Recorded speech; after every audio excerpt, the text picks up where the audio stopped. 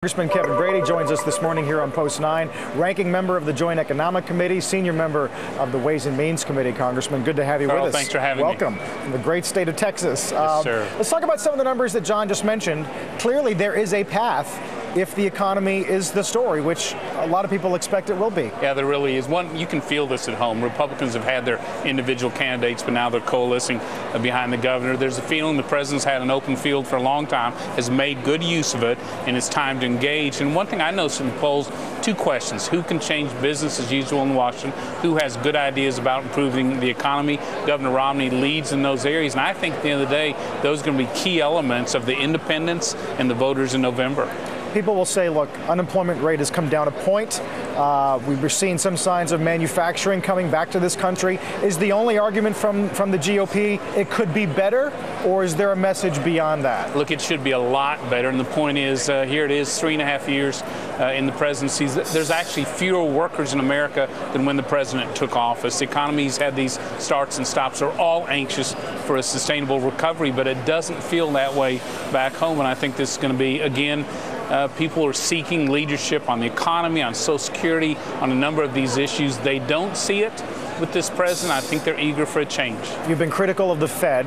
You've introduced the Sound Dollar Act, which would essentially give the Fed a single mandate. Do you believe the improvement we have seen in the economy is almost entirely Fed-driven?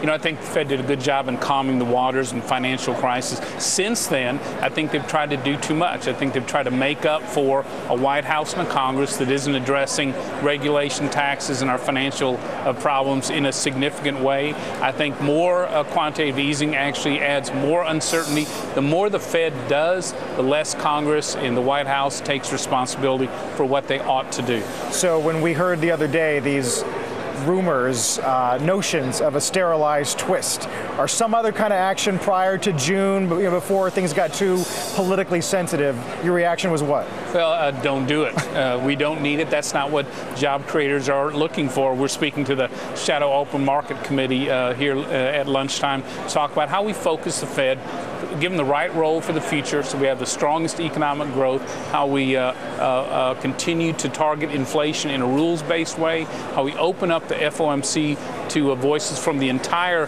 economy and restrict, except for emergencies, the Fed's role in the future. That way they can react to emergencies as they should, but a sound dollar gives us the strongest economic growth. If you chart the in-trade contract for the president's reelection and the Dow, they essentially trend together.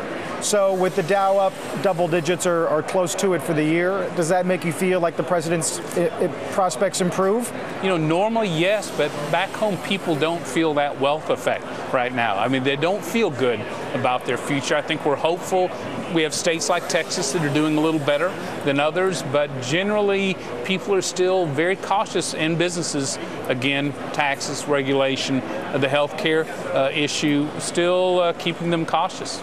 And finally, thoughts on VP? Does that interest you, or do you think that's still part of the silly season? I'll tell you what, we have an embarrassment of riches among the VP candidates. We're going to end up with a very good one.